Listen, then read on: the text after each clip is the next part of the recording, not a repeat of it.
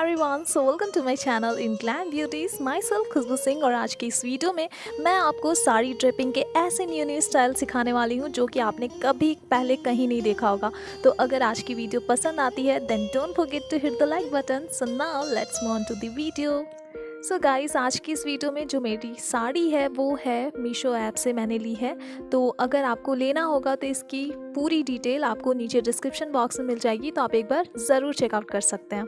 बहुत ही खूबसूरत सी साड़ी है, क्वालिटी A1 है। तो चलिए अब आ जाते हैं साड़ी की ड्रेपिंग पे। तो हमारा जो फर्स्ट स्टाइल है वो होने वाला है साउथ इंडियन ड्रेप, क्योंकि इसके रिलेटेड मेरे पास बहुत पहले से ही काफ़ी रिक्वेस्ट आ रही थी, तो मैंने सोचा आपकी रिक्वेस्ट क्यों ना पूरी की जाए। तो ये जो साउथ इंडियन ड्रेप है ये हमारे नॉर्मल साड़ी वेयरिंग से या फिर नीवी स्टाइल से बहुत ज़्यादा हद तक मिलती जुलती है। कहीं कहीं पे कुछ चीज़ें यहाँ पे डिफरेंट होती है जो कि मैं आपको समझा दूँगी।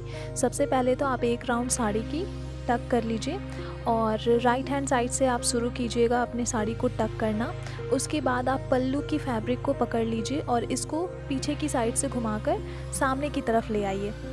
तो पल्लू जो है जब आप सामने की तरफ से ऐसे पकड़ोगे तो जो बॉर्डर आपके लेफ़्ट हैंड पे आ रही है उस बॉर्डर से आपको स्टार्ट करना है प्लीट अरेंज करना। अब जिनको प्लीट बनाना बिल्कुल भी नहीं आता वो मेरे सिर्फ आप राइट हैंड की उंगलियों पे ध्यान दीजिए, कैसे मैंने फैब्रिक को पकड़ा हुआ है और पीछे की साइड पे जो मेरी थंब है उस थंब से मैं फैब्रिक को हल्का सा आगे की तरफ पुश करके और इनको मैं प्लेट्स में अरेंज कर रही हूँ। तो यहाँ पे ये आप साड़ी की ये वाली पार्ट देखकर समझ सकते हो कि ये थोड़ी सी कड़क पार्ट है। इसमें आप जैसे इनको अरेंज कर रहे हो वो अपने आप ही उस तरीके से सेट नहीं हो जाएंगी। तो सबसे पहले तो आप इन सारे प्लेट्स को गैदर करके और एक सेफ्टी पिन आप लगा लीजिए। अब आप देखोगे तो कोई भी प्लेट्स क्लियरली आपको दिखेंगे नहीं। तो इनको अच्छे तरीके से अरेंज करने के लिए हमें पहले तो इनके क्रीज को बाहर की तरफ निकाल देना है। अभी हम इसको यहाँ पे गैदर नहीं करेंगे, केवल हम सारे प्लीट्स को इनके क्रीजेस पे बैठा देंगे और फिर इनको हम गैदर करना स्टार्ट करेंगे।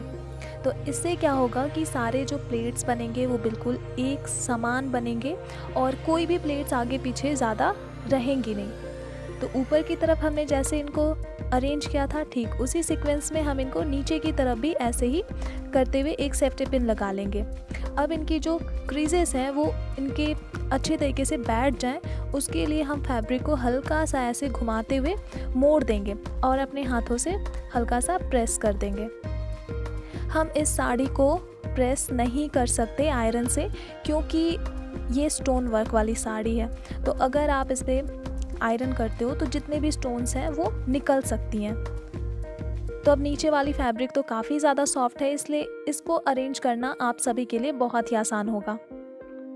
तो जब हम अपने शोल्डर वाली प्लेट्स को अच्छे से अरेंज कर लेते हैं तो फिर हम अपनी पल्लू की लेंथ यहाँ पे मेज़र करते हैं। पल्लू की लेंथ हमेशा आपको अपने घुटने से नीचे तक रखनी है और साउथ इंडियन ड्रेप में तो लंबी पल्लू की लेंथ बिल्कुल मस्ट है। तो पीछे की साइड पे मैं पिन कहाँ लगा रही हूँ वो देख लीजिए।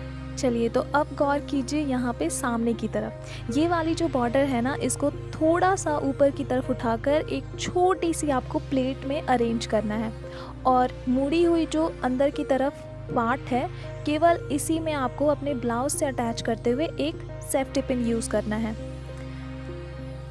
अब हम इस बॉर्डर को जब घुमाकर अपने कमर के पास लाएंगे और जब हम सारे सामने वाले प्लेट्स को अच्छे से फैला देंगे तो ये कुछ इस टाइप की दिखेगी। तो आपकी जो सामने वाली प्लेट्स हैं उनको आपको ठीक इसी तरीके से ही अरेंज करना है, क्योंकि साउथ इंडियन ड्रेप की अधिकांश जो साड़ी ड्रेपिंग की जो लुक होती है वो ठीक इसी तरीके से दिखती है।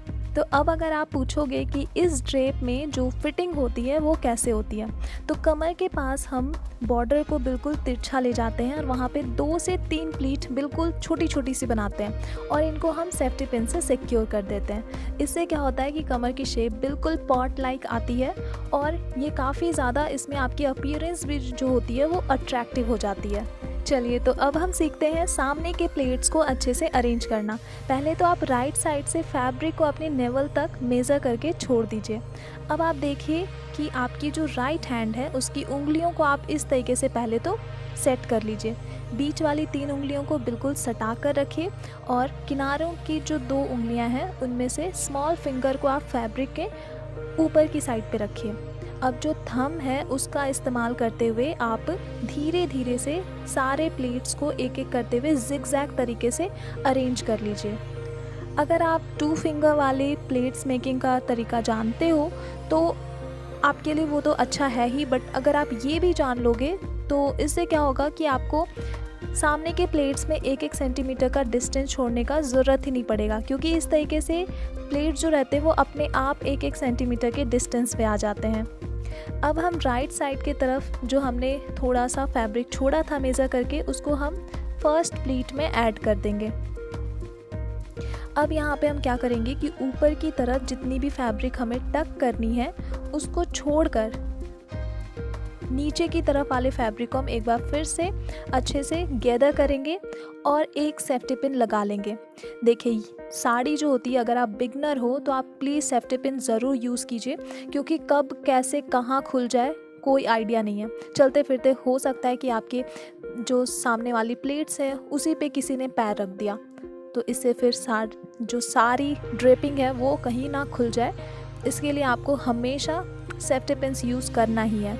अब राइट की तरफ आपकी उतनी ज़्यादा फैब्रिक तो बचने वाली नहीं है, जो अगर तरीका मैंने बताया अगर उस तरीके से आप ड्रेप करते हो तो, और थोड़ी सी भी फैब्रिक बचती है तो आप उसको ठीक उसी जगह पे ही टक कर दीजिए। देखिए, कमर वाली चेन को कैसे लगाते हैं, हल्का सा उनको लूज़ करते हुए आप लगाइए।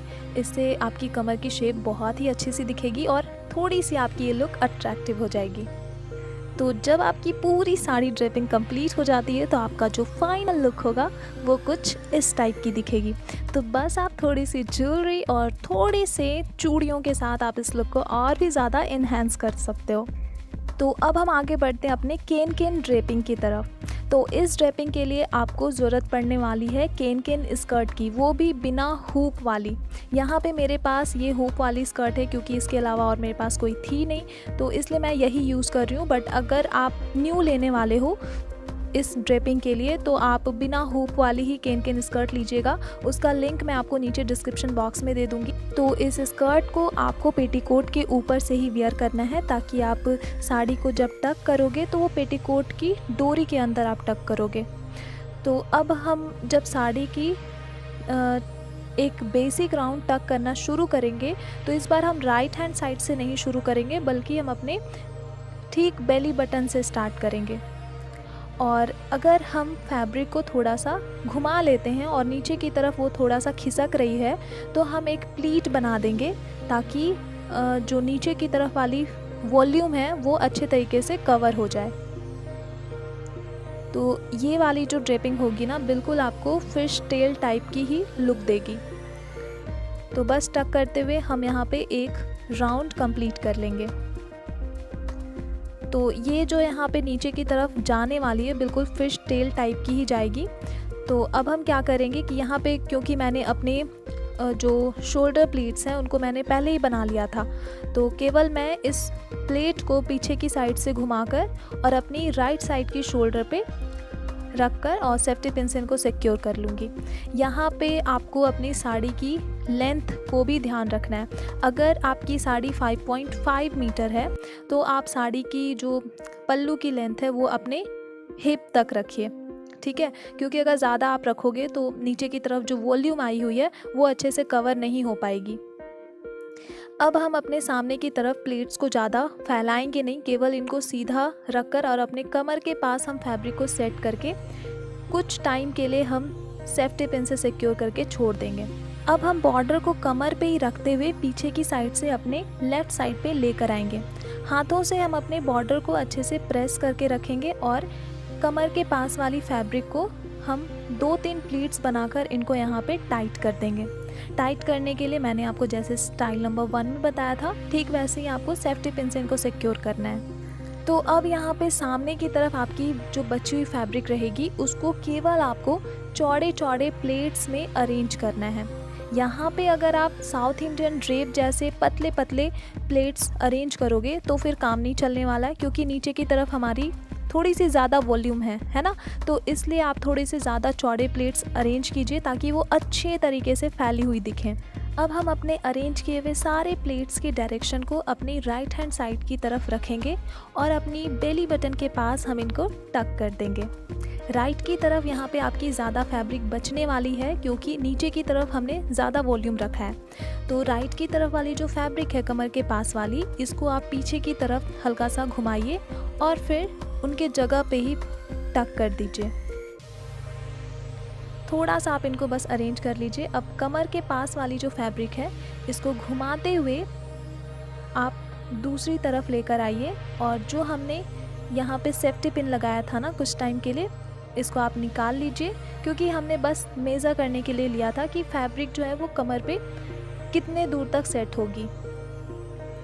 अब हम इसको अच्छे तरीके से ठीक अपनी दूसरी साइड की बॉर्डर की तरह ही इस साइड के बॉर्डर को भी अपने कमर पे सेट करेंगे, और सेफ्टी पिन से इस बार हम सामने की फैब्रिक और अपने सामने वाली जो प्लेट्स हैं उनको लेकर हम इनको सिक्योर करेंगे। तो इससे क्या होगा कि इस फिश टेल शेप में आपकी कमर के पास वाली बॉर्डर इस लुक को और भी ज़्यादा इन्हेंस करेगी। अब आप अपनी कोई भी पसंद के अनुसार वेस्ट चेन यूज़ कर लीजिए, और फिर देखिए आपका जो ये लुक है वो बिल्कुल कंप्लीट है। तो यहाँ पे इस ड्रेपिंग की आप नीचे की लुक और ऊपर की लुक कंप्लीटली देख सकते हो। तो ये तो लुक हमारा कंप्लीट हो चुका है। अब हम सीधे चलते हैं बंगाल की तरफ। तो यहाँ पे मैं आपको सिखाने वाली हूँ बंगाली स्टाइल, जिसके लिए आप अपनी साड़ी को बिल्कुल ठीक जैसे हम बेसिक टक करते हैं एक राउंड, ठीक वैसे ही आपको करनी है, बट सामने की तरफ से आपको यहाँ पे थोड़ी सी चेंजेस करनी है। जो आप पल्लू सेट किए हुए हो इसको ठीक अपने सामने की तरफ से या पीछे की तरफ ले जाइए। यहाँ पे आपको पल्लू को घुमाने की ज़रूरत नहीं है, साथ ही पल्लू की लेंथ आपको पीछे की तरफ फ्लोर टचिंग रखनी है। अब सामने की तरफ जो फैब्रिक हमने छोड़ रखा है उसको ठीक आप वैसे ही अरेंज कर लीजिए जैसे हमने अपनी प्रीवियस स्टेप्स में किए थे। तो जब ये सारे प्लेट्स अच्छे तरीके से अरेंज हो जाती हैं तो आपको ये भी ध्यान रखना है कि थोड़ी सी फैब्रिक को आपको यहाँ पे छोड़ देनी है। सारे फैब्रिक को प्लेट्स में अरेंज नहीं करना है। राइट की फर्स्ट प्लेट को हम थोड़ी सी चौड़ी रखेंगे और फिर इन सारे प्लेट्स को हम अपनी ठीक बेली बटन के पास टक कर देंगे। बची हुई राइट साइड की जो फैब्रिक है इसको भी हम ठीक उसी प्लेस पे ही टक कर देंगे। सामने की तरफ से जो हमने फैब्रिक छोड़ा था इसको हम पीछे की तरफ घुमा कर ले जाएंगे और टक कर देंगे।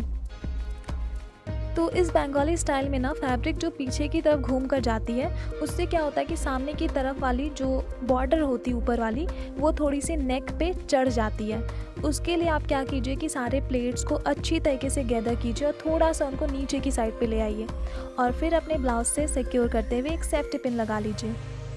पीछे की साइड पे जो आपकी पल्लू वाली फैब्रिक है उसकी एक कॉर्नर को पकड़कर आप सामने की तरफ रखिए। इनको थोड़े से प्लेट्स में आप अरेंज कीजिए और अपने हाथों से प्रेस कर दीजिए। अब इसकी कॉर्नर को हम सामने की तरफ जो प्लेट्स रहेंगे 2-3 प्लेट्स उनके बीच में ले जाकर और अंदर की तरफ से हाइड करते हुए एक सेफ्टी पिन यूज़ करेंगे। तो ये जो बंगाली स्टाइल है ना इसमें आप याद से अपनी वेस्ट चेन यूज़ कीजिए, थोड़ी सी ज्वेलरी यूज़ कीजिए और साथ ही आप एक हैंड पर्स ले लीजिए छोटी वाली, जिससे कि ये लुक और भी ज़्यादा अट्रैक्टिव दिखेगी। तो अब हम अपने इस वीडियो की लास्ट गाउन स्टाइल की तरफ आगे बढ़ते हैं। इसके लिए आपको क्या करना है कि अपनी पल्लू वाली जो फैब्रिक रहेगी उसकी दोनों बॉर्डर्स को दोनों हाथों में पकड़कर आप ट्विस्ट कर लीजिए। इससे क्या होगा, इसकी जो एजेस हैं वो हाइड हो जाएंगी।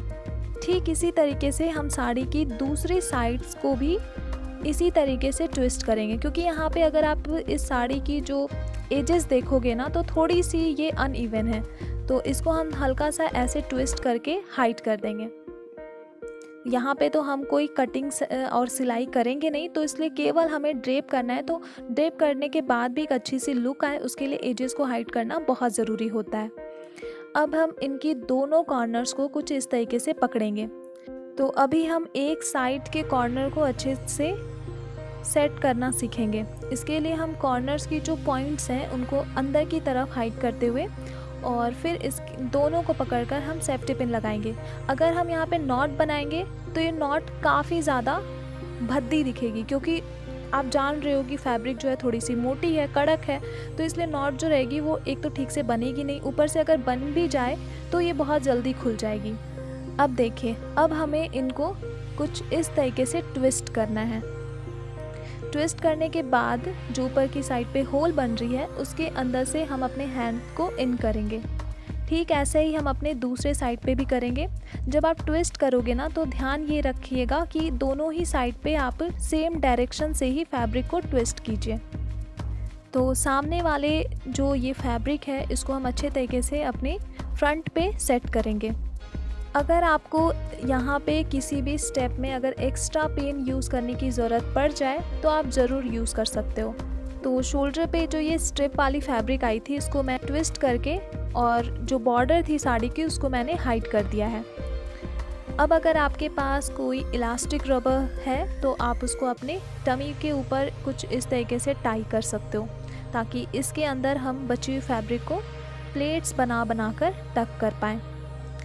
तो पीछे की साइड पे क्या होगी कि आपको थोड़ी सी ज़्यादा फैब्रिक लगेगी, तो इसलिए पहले आप पीछे की साइड से ही दोनों तरफ एक एक प्लेट बना लीजिए और इनको टक कर दीजिए।